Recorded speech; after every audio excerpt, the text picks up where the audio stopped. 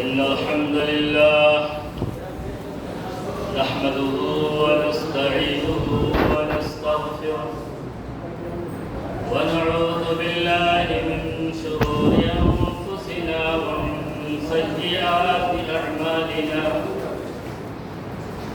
من يهده الله فلا مضل له ومن يضلل فلا هادي له وأشهد أن لا إله إلا الله وحده لا شريك له وأشهد أن محمدا عبده ورسوله يا أيها الذين آمنوا اتقوا الله حق تقاته ولا تموتن إلا وأنتم مسلمون يا أيها الناس اتقوا ربكم الذي خلقكم من نفس واحدة وخلق منها زوجها وبث منهما رجالا كثيرا ونساء واتقوا الله الذي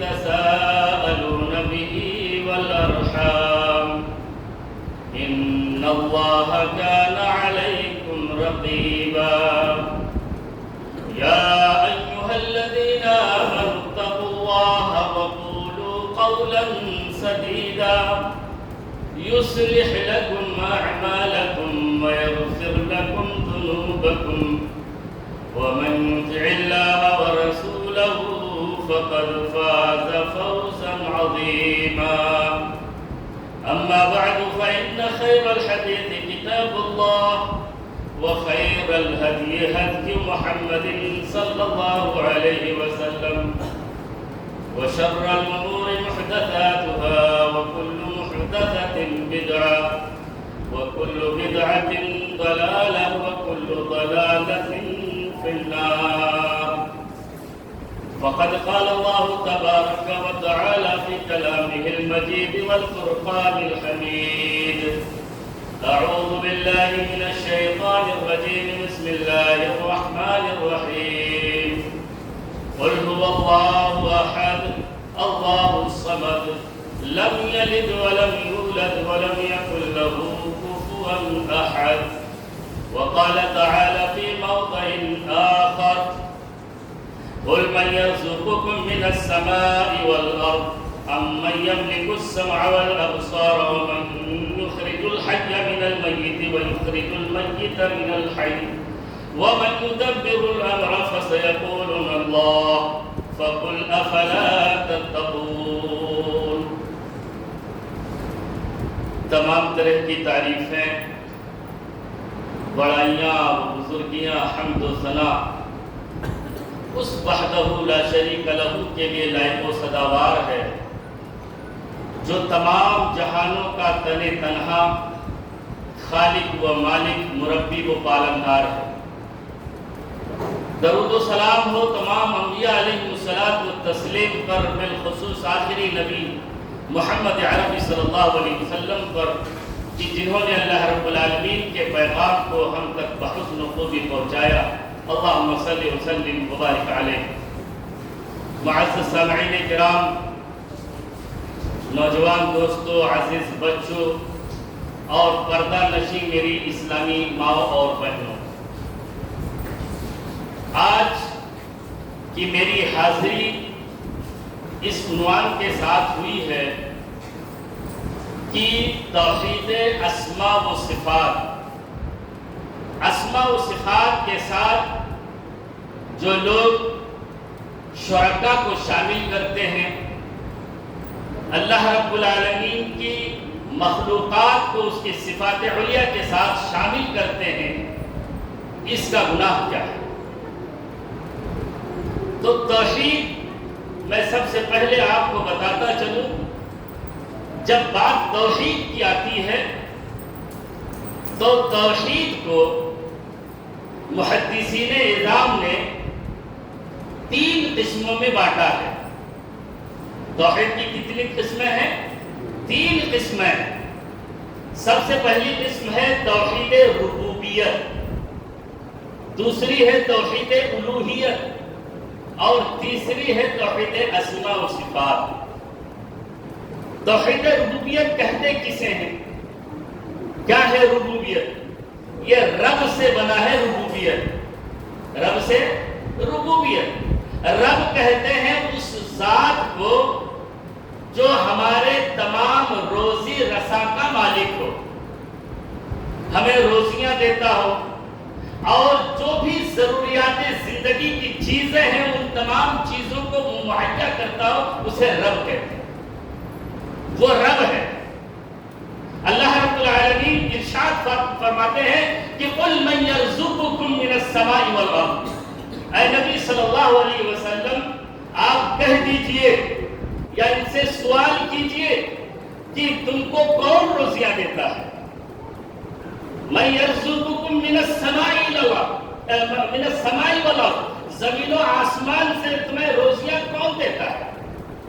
آسمان سے بارش اللہ رب العالمین برساتا ہے، تبھی تو کھیتیاں اگتی ہیں، غلے اگتے ہیں، اور کہاں سے اگتے ہیں؟ زمین سے۔ اسی لیے آسمان اور زمین کا دونوں کا تذکرہ اللہ رب العالمین نے فرمایا۔ اے نبی صلی اللہ علیہ وسلم آپ سوال کیجئے امت سے، آپ کہیے کہ من یرزقکم من السماء والارض، کہ کون ہے جو تمہیں زمین و آسمان سے روزیاں دیتا ہے؟ کیا اللہ رب العالمین کے علاوہ کوئی ہے یا اس کا کوئی شریک ہے اس فعل میں اللہ رب العالمین کے کہ وہ روزی دینے میں اللہ کی مدد کرتا ہے؟ کون ہے؟ اَمَّن يَمْلِكُ السَّمْعَ وَالْأَبْصَارَ، اور کون ہے جس کان سے ہم سنتے ہیں یا جس آنکھ سے ہم دیکھتے ہیں؟ کیا کوئی اس سماع کا، اس بصیر کا مالک ہے؟ کوئی ہے جو ہمیں کان دے سکتا ہے؟ کوئی ہے جو ہمیں بینائی دے سکتا ہے؟ ہماری بینائی خراب ہو جاتی ہے، پوری دنیا کے ڈاکٹر مل کر کے آپریشن کرتے ہیں، کچھ بھی جو بھی جتن ہوتا ہے ان سے کرتے ہیں، لیکن اللہ رب العالمین کو اگر منظور نہیں ہے تو وہ بینائی واپس نہیں لا پاتے، اپنے آپ کو چاہے جتنے بڑے ڈاکٹر بنتے ہیں۔ تو کون ہے جو بینائی کو دیتا ہے؟ کون ہے جس نے کان دیے جس سے تم سنتے ہو؟ کیا کسی کی اس پر ملکیت ہے؟ کسی کی بادشاہت ہے؟ کسی کی حکومت ہے؟ کسی کے اندر یہ طاقت ہے جو تمہیں دے سکتا ہو؟ یہ کون ہے؟ اللہ رب العالمین، اسی کو کہتے ہیں رب۔ وہ رب ہے جو تمام چیزوں کو پورا کرتا ہے۔ وَمَن يُخْرِجُ الْحَيَّ مِنَ الْمَيِّتِ، کون ہے جو مردہ سے زندہ کرتا ہے؟ سب سے پہلے مردے کا تذکرہ اللہ رب العالمین نے اس لیے کیا، جیسے سورہ ملک کے اندر بھی اللہ رب العالمین نے تذکرہ کیا ہے، بچے کا جب نطفہ ماں کے پیٹ میں آتا ہے وہ کیا ہوتا ہے؟ وہ ناقابل ذکر چیز ہوتا ہے، کوئی ذکر نہیں، وہ میت ہوتا ہے۔ اس کے بعد اللہ رب العالمین اس نطفے کا نشو نما کرتا ہے، وہ خون بنتا ہے، خون سے لوتھڑا بنتا ہے، لوتھڑے سے ہڈیاں بنتی ہیں، ہڈیوں سے پھر وہ انسان بن جاتا ہے۔ یہ کون ہے جو ماں کے پیٹ کے لیے نشو نما دیتا ہے؟ کون ہے جو اس طرح سے پالتا ہے؟ کیا دنیا کے اندر کسی بادشاہ کے اندر یہ طاقت ہے؟ کیا کسی وزیر کے اندر یہ طاقت ہے؟ کیا کسی ڈاکٹر کے پاس یہ طاقت ہے جو انسان کو بنا سکے؟ وہ تو ایک مکھی تک پیدا نہیں کر سکتا، ایک مکھی نہیں پیدا کر سکتا۔ کھجور کی گٹھلی کے اوپر جو باریک سا چھلکا ہے وہ بھی وہ نہیں پیدا کر سکتا ہے۔ وہ رب ہے جو ان تمام چیزوں کو پیدا کرتا ہے۔ اس کے بعد اللہ کہتے ہیں وَمَن يُخْرِجُ الْمَيِّتَ مِنَ الْحَيِّ، اور زندہ سے مردہ کون کرتا ہے؟ اللہ رب العالمین کرتا ہے۔ کیا کسی کے اندر یہ طاقت ہے کہ زندے سے کسی کو مردہ کر دے یا مردے سے کسی کو زندہ کر دے؟ یہ کسی کے اندر طاقت نہیں ہے۔ وہ رب ہے جو زندگی دینے کے بعد موت دیتا ہے، اور ایک دن آئے گا کہ پھر انہیں اسی جو ہے قبر سے زندہ بھی کرے گا۔ یہ طاقت صرف اور صرف کس کے پاس ہے؟ اللہ رب العالمین کے پاس ہے۔ اسے کہتے ہیں توحید ربوبیت، رب۔ یہ اللہ رب العالمین نے مثالیں کی ہیں. اللہ رب العالمین آگے کہتے ہیں وَمَنْ يُدَبِّرُ الْأَمْرَ فَسَيَقُولُونَ اللَّهُ. یہ دنیا کا نظام جو چل رہا ہے یہ کون چلا رہا ہے؟ کون ہے ان سب چیزوں کا تدبیر کرنے والا؟ فَسَيَقُولُونَ اللَّهُ. تو تم ضرور یہ کہو گے کہ اللہ رب العالمین. یہ کہنا پڑے گا، یہ مجبوری ہے تمہاری، کیونکہ انسان کے پاس یہ طاقت نہیں ہے کہ وہ آسمان سے بارش برسا دے. آسمان اور انسان کے اندر یہ طاقت نہیں ہے کہ سورج کو پورب کے بجائے پچھم سے نکال دے. یہ صرف اللہ رب العالمین ہے جو یہ تمام چیزوں کو چلا رہا ہے. وَكَأَيٍّ مِّن دَابَّةٍ لَا تَحْمِلُ رِزْقَهَا. یہ جو جانور، یہ جو چوپائے ہیں جو چل رہے ہیں، کھا پی رہے ہیں، کیا یہ اپنی روزیاں اٹھا کر کے چلتے ہیں؟ یہ اپنی روزیاں اٹھا کر کے چلتے ہیں؟ کیا یہ اس کے جو ہے حاملین ہیں؟ اللہ کہتا ہے کہ یہ اس کے حاملین نہیں ہے، بلکہ کون دیتا ہے؟ اللہ دیتا ہے. اللہ یرزقها وإیاکم. اللہ رب العالمین چوپایوں کو بھی روزیاں دیتا ہے اور تمہیں بھی روزیاں دیتا ہے. وہ ہے، اس کا نام ہے رب. اب آئیے توحید الوہیت کی طرف کہ توحید الوہیت کیا ہے؟ الہ سے الوہیت ہے. الہ کے معنی کیا ہوتا ہے؟ معبود، جس کی عبادت کی جائے وہ الہ ہوتا ہے. تو الہیت میں یعنی اللہ رب العالمین کی عبادت میں کسی کو شریک نہ کیا جائے. عبادات کی جتنی قسمیں ہیں وہ صرف اور صرف کس کے لیے؟ اللہ رب العالمین کے لیے کیے جائیں. جیسا کہ اللہ رب العالمین کہتا ہے قل اے نبی صلی اللہ علیہ وسلم آپ کہہ دیجئے ان صلاتی و نسکی و محیایا و مماتی للہ رب العالمین. کہ میری نماز، میری قربانی، میرا جینا، میرا مرنا سب کس کے لیے ہے؟ اللہ رب العالمین کے لیے. یہ بندہ یہ اقرار کرے، نماز پڑھے تو صرف اللہ کے لیے پڑھے، اللہ کی خوشنودی کے لیے پڑھے، اللہ کی رضا کے لیے پڑھے. اگر ذرہ برابر بھی اس کے دل میں شک ہے، اس کے دل میں کجی ہے، اس کے دل میں دکھاوا ہے، ریا ہے، تو اللہ رب العالمین اس کی عبادت کو اس کے چہرے پر مار دیتا ہے اور اس کی یہ عبادت غیر اللہ کے لیے لکھ دی جاتی ہے.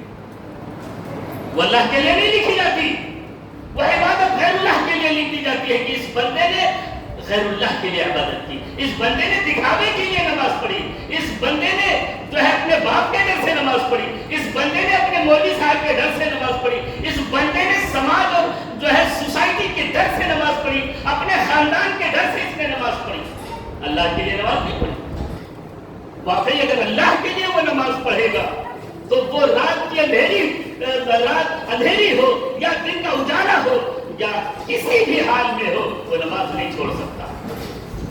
اگر اللہ رب العالمین کا ڈر ہے اس کے پاس، تقویٰ ہے اس کے دل میں، تو پھر وہ دوسرے کے آگے سر نہیں جھکا سکتا. جس کے آگے جھکائے گا اللہ رب العالمین کے لیے جھکائے گا. تو عبادات میں اللہ رب العالمین کو خالص کر لیا جائے. وما امروا الا ليعبدوا الله مخلصين له الدين.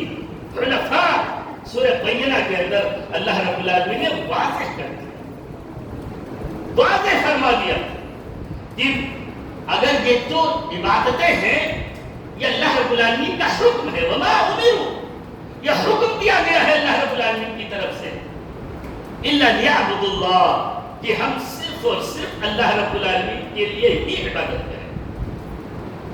مخلصین لہ الدین حنفاء، ان تمام شرکا کو جن کو ہم نے شامل کر رکھا ہے ان کو بالائے طاق رکھ دو، ان کو کنارے رکھ دو اور اللہ رب العالمین کو خالص کر دو. اللہ رب العالمین کے دین حنیف کو یکسو ہو کر صرف رب العالمین کے لیے عبادت کرو. وہ ہے توحید الوہیت. وہ الوہیت کہلاتی ہے. وہ معبود جس کے قبضے قدرت پہ ہر چیز کا اختیار ہے، اس کی عبادت کی جائے. آج عبادتیں بہت ہیں. آج ہم کہیں مزارات پہ سجدے کرتے ہیں، کہیں سجدے کرنے چلے جاتے ہیں، کسی بابا کے پاس چلے جاتے ہیں.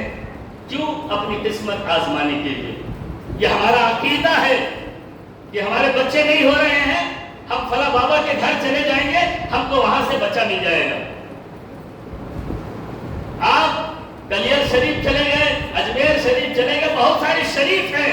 دنیا کے اندر ان کو شریک بنا رکھا ہے لوگوں نے، وہاں جا کر کے اس امید سے جاتے ہیں کہ یہاں سے ہمیں فائدہ ملے گا، یہاں سے ہمیں بچے ملیں گے، اولاد مل جائے گی۔ میرے بھائیوں، یہی سب سے بڑا شرک ہے، شرک اکبر، کیونکہ یہ اختیار اللہ نے مخلوق کو نہیں دی ہے، چاہے وہ زندہ کی حالت میں ہو یا مردہ کی حالت میں ہو، کسی بھی حالت میں ہو، یہ ان کو اختیار نہیں ہے۔ بچے دینا کا کام اللہ رب العالمین کا ہے، مصیبتوں سے دور کرنے کا کام اللہ رب العالمین کا ہے، زندگی دینا اللہ رب العالمین کا ہے۔ یہ کسی ولی کا اختیار نہیں ہے، کسی بزرگ کا اختیار نہیں ہے، کسی مزار والے کا اختیار نہیں ہے، کسی قبا اور قبیلے کا اختیار نہیں ہے۔ یہ سارے اختیارات کس کے ہیں؟ اللہ رب العالمین کے ہیں۔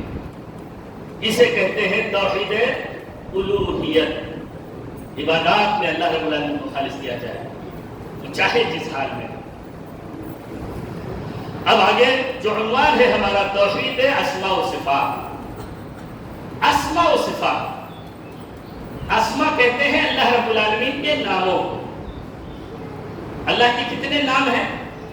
99 نام ہیں اللہ رب العالمین کے۔ ان میں سے سب سے افضل کیا ہے؟ اللہ، لفظ اللہ، لفظ اللہ ہے، الرحمن ہے، رحیم ہے، خالق ہے، مالک ہے، حاکم ہے، رازق ہے، قہار ہے، بہت سارے جتنے نام ہیں اللہ رب العالمین کے۔ اگر بندے کو واقعی اللہ سے مدد چاہیے تو ان ناموں کے ذریعے سے اللہ رب العالمین کو پکارے، اسماء حسنی سے اللہ رب العالمین کو پکارے، اللہ رب العالمین راضی ہو جاتا ہے۔ بھائی کسی کو منانے کے لیے اس کی تعریف کی جاتی ہے، کسی کو منانا ہے تو سب سے پہلے اس کی تعریف کرنی پڑے گی، اسے راضی کرنا پڑے گا۔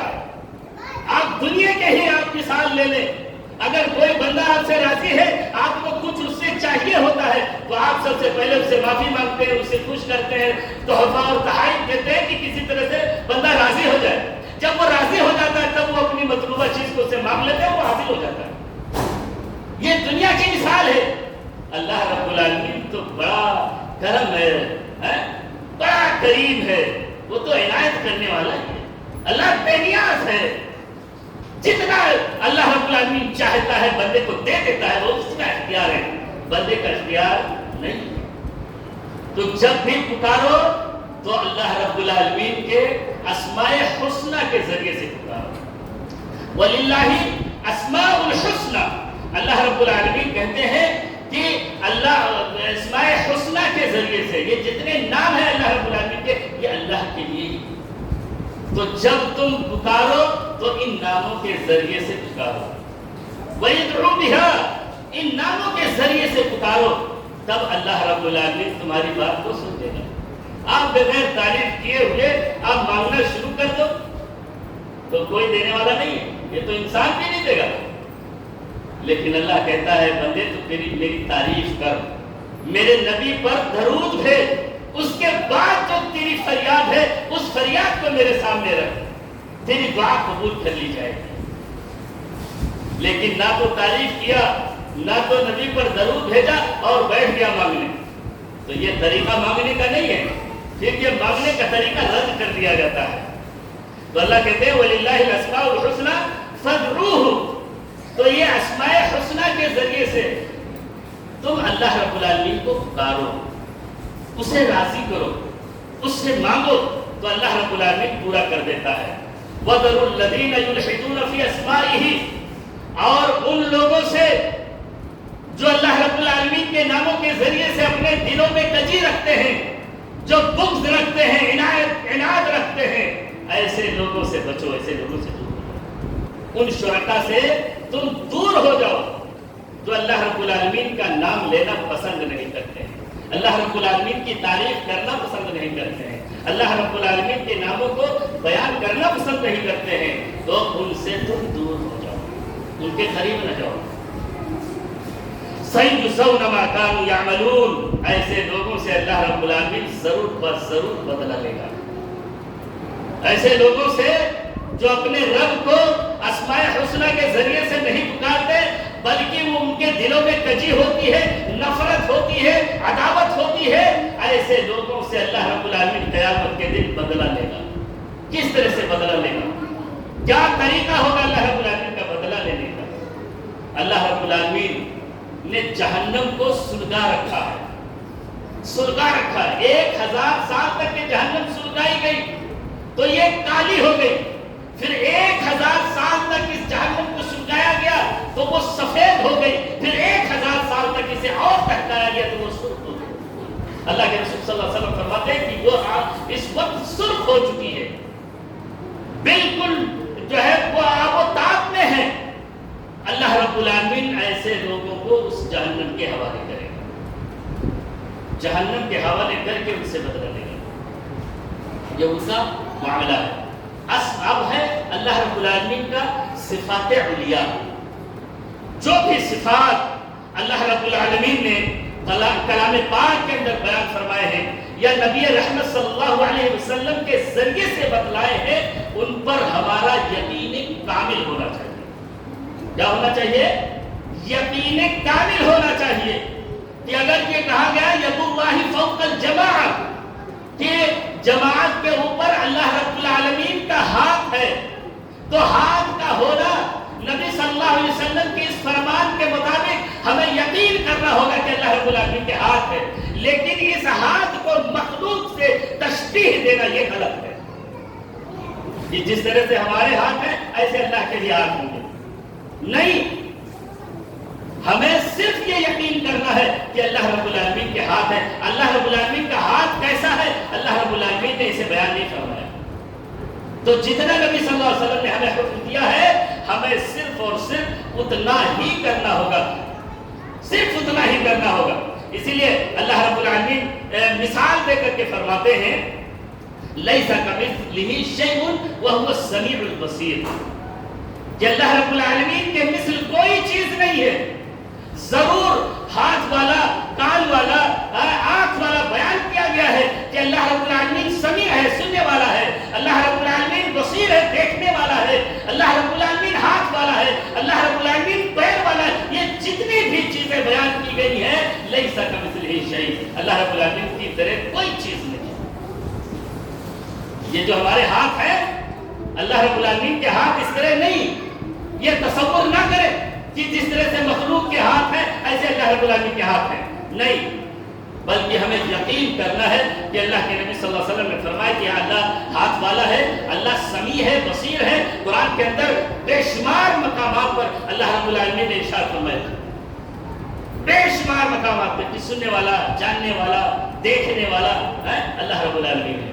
ایک حدیث میں بتایا کہ اللہ بندہ جب نیکی کی طرف بڑھتا ہے یعنی مسجد کی طرف جاتا ہے تو اللہ اس کا پیر بن جاتا ہے، جب کسی صدقہ و خیرات کسی کو دیتا ہے تو اللہ رب العالمین اس کا ہاتھ بن جاتا ہے، جب کسی نیک چیز کو وہ دیکھتا ہے اللہ رب العالمین اس کی آنکھ بن جاتا ہے۔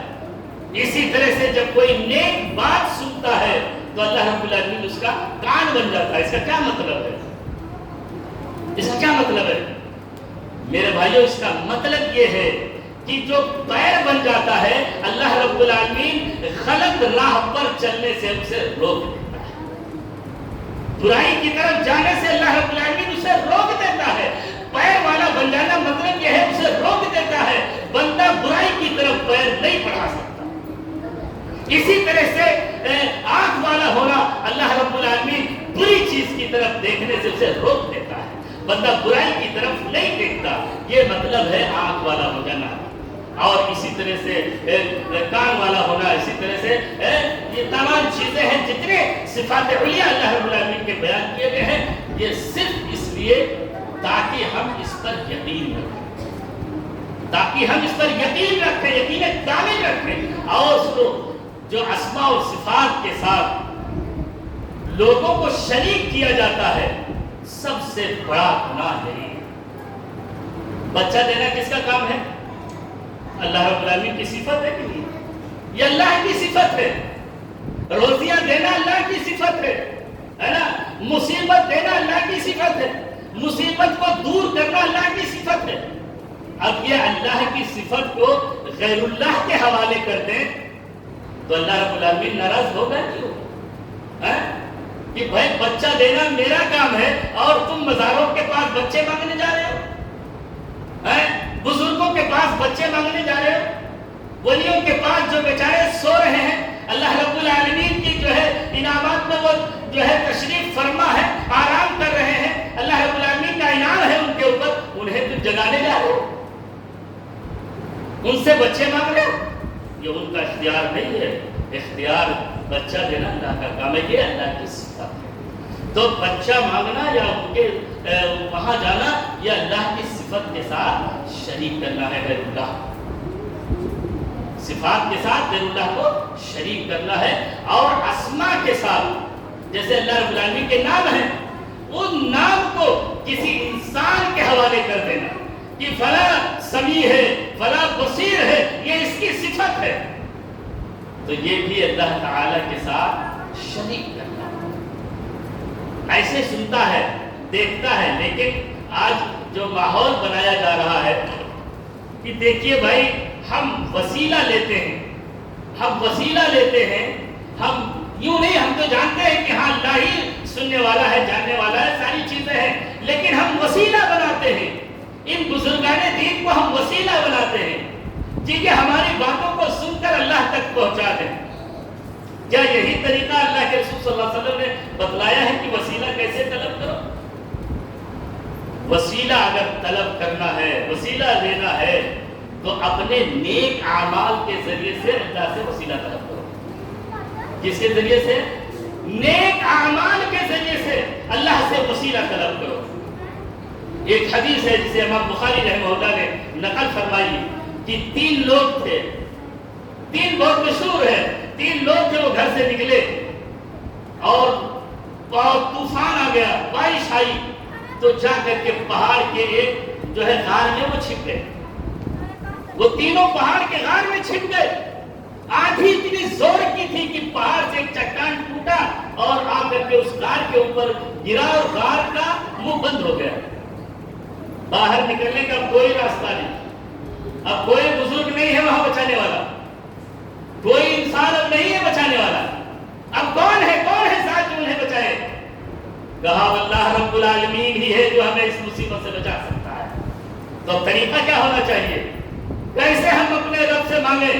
کہا سب سے پہلے رب کو خوش کرو، اس کی تعریف کرو، رب کی تعریف کی، اور کہا جو نیک عمل تمہیں خالص اللہ کے لیے کیا تھا اس عمل کو یاد کر اور اس عمل کے ذریعے سے اللہ کا وسیلہ طلب کر۔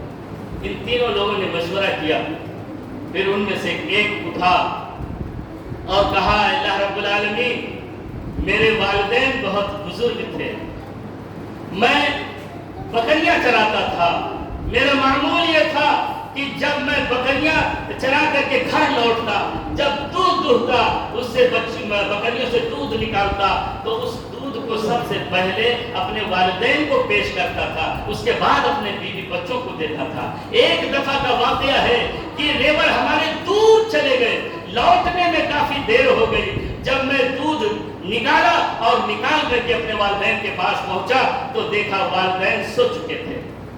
میں نے اپنے والدین کو جگانا مناسب نہیں سمجھا اور میں رات بھر کھڑا رہا، جب والدین نماز تہجد کے لیے بیدار ہوئے تب جا کر کے ان کو جو ہے وہ پیالہ دودھ کا پیش کیا۔ اس اثنا میں ہمارے بچے بلکتے رہے ہمارے پیروں کے سامنے، بھوک سے تڑپتے رہے، لیکن ہم نے اپنے عادت کے مطابق ان بچوں کو نہ دیا اور وہ بچے رو رو کر کے سو گئے۔ جب ہمارے والدین جگے تو سب سے پہلے اپنے والدین کو دودھ کا پیالہ پیش کیا۔ اے رب العالمین یہ نیک کام تیری رضا کے لیے کیا تھا، اے رب العالمین تو ہمیں اس پہاڑ سے نجات دے دے، اس کو کھسکا دے، کم از کم یہی طرح کھسک جائے کہ ہم آسمان کو دیکھ سکیں۔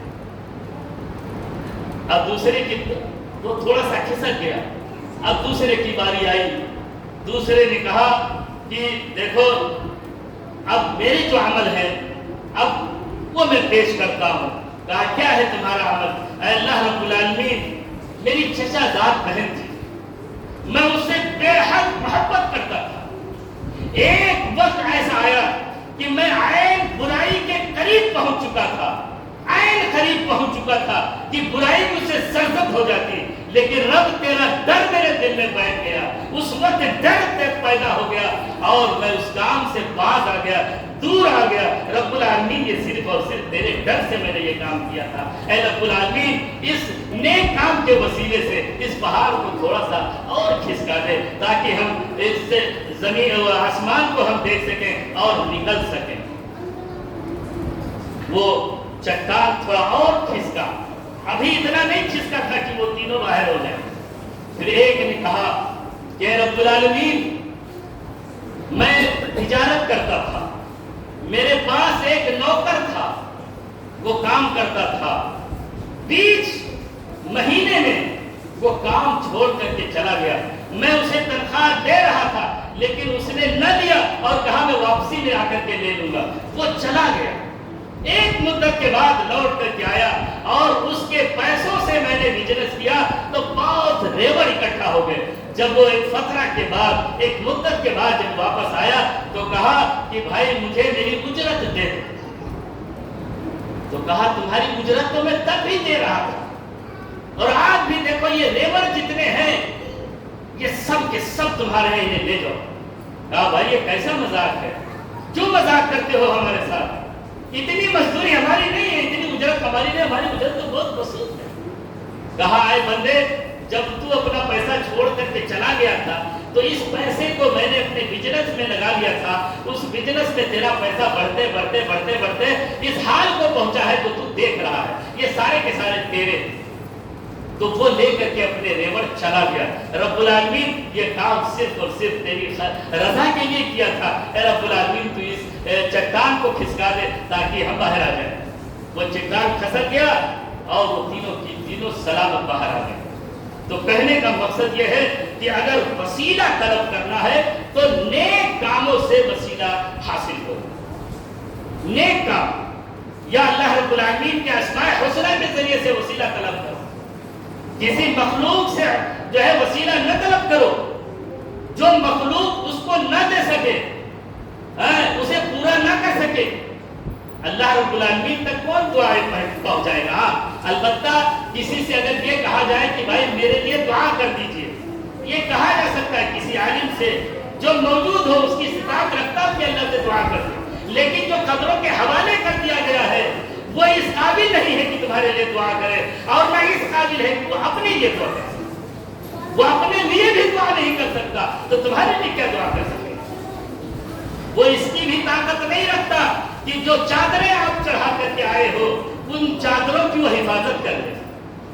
جو چادریں چڑھا کر کے آئے ہو 20-25 چادریں جو چڑھائی جا رہی ہے، جو مجاور ہوتا ہے وہ بیوقوف بناتا ہے، ان چادروں کو اٹھاتا ہے پھر بیچتا ہے، پھر وہ لا کر کے چڑھاتے پھر اٹھاتا ہے، یہ تجارت بنا رکھا ہے۔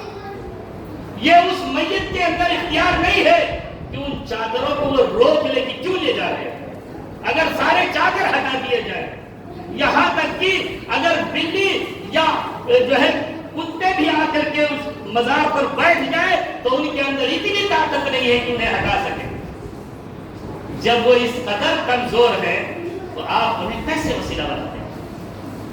آپ کیسے وسیلہ بناتے ہیں؟ میرے بھائیوں، وسیلہ بنائے تو اپنے نیک اعمال کے ذریعے سے وسیلہ بنائے، اللہ رب العالمین کی صفات علیہ کے ساتھ، اسماء حسنہ کے ساتھ آپ اللہ رب العالمین کو پکاریں، وسیلہ بنائیں، تب جا کر کے اللہ رب العالمین تمہیں مصیبت سے نجات دے گا۔ ورنہ کسی کے ہاں طاقت نہیں ہے کہ وہ اولاد دے سکے، تمہیں تمہاری مصیبت سے وہ نجات دے سکے، یہ ان کے اندر یہ طاقت نہیں ہے۔ تو اسی لیے کہا گیا ہے کہ روزیاں دینے والا اللہ رب العالمین۔ یا ایھا الناس اعبدوا ربکم الذی خلقکم والذین من قبلکم لعلکم تتقون۔ اے لوگوں، صرف اور صرف تم اپنے رب کی عبادت کرو، اللہ کی عبادت کرو، اس کے علاوہ کسی کی عبادت نہ کرو، یہ عبادت کے لائق نہیں، کیونکہ تم کو بھی اسی نے پیدا کیا ہے اور جو تم سے پہلے لوگ آئے اور دنیا سے رخصت ہوئے ان کو بھی اللہ ہی نے پیدا کیا تھا، اللہ نے ہی پیدا کیا تھا۔ لعلکم تتقون، شاید کہ تم اپنے اندر تقویٰ پیدا کر لو، شاید کہ تم اپنے اندر ڈر پیدا کر لو اللہ کا اور تمام برائیوں سے دور ہو جاؤ۔ یہ پیغام ہے اللہ رب العالمین کا، ہمیں اس پیغام کو یاد رکھنا چاہیے، اور اللہ رب العالمین پر مکمل بھروسہ رکھنا چاہیے۔ اللہ کے علاوہ کوئی ذات نہیں جو ہمیں تکلیف دے۔ میرے بھائیوں یہ یاد رکھیے، اللہ رب العالمین سے دعا ہے کہ اللہ رب العالمین ہمیں نیک اعمال کرنے کی توفیق عطا فرمائے۔ اللہ رب العالمین ہمیں شرک اور بدعات سے محفوظ فرمائے۔ رب العالمین ہمیں غیر اللہ کے در سے محفوظ فرمائے، غیر اللہ کے در سے بچائے۔ رب العالمین تو اپنے در کا بھکاری ہمیں بنا لے، رب العالمین تو اپنے در کا ہمیں محتاج بنا، تاکہ تو ہی دینے والا ہے، ہمارا یقین ہے تیرے علاوہ کوئی دینے والا نہیں ہے۔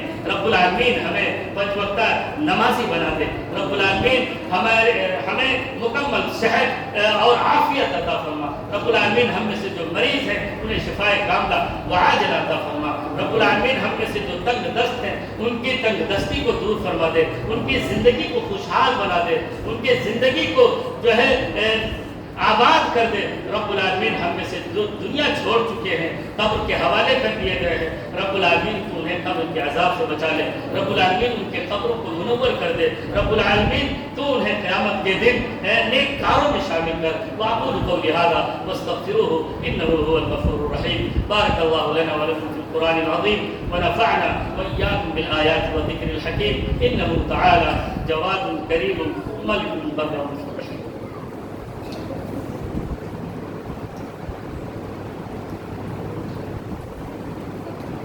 الحمد لله كفى وسلام على عباده الذين اصطفى، أما بعد، أعوذ بالله من الشيطان الرجيم، بسم الله الرحمن الرحيم، إن الله وملائكته يصلون على النبي يا أيها الذين آمنوا صلوا عليه وسلموا تسليما، اللهم صل على محمد وعلى آل محمد كما صليت على إبراهيم وعلى آل إبراهيم إنك حميد مجيد، اللهم بارك على محمد وعلى آل محمد كما باركت على إبراهيم وعلى آل إبراهيم إنك حميد مجيد، إن الله يأمر بالعدل والإحسان وإيتاء ذي القربى وينهى عن الفحشاء والمنكر والبغي يعظكم لعلكم تذكرون، فاذكروا الله يذكركم وادعوه يستجب لكم ولذكر الله أكبر والله يعلم ما تصنعون۔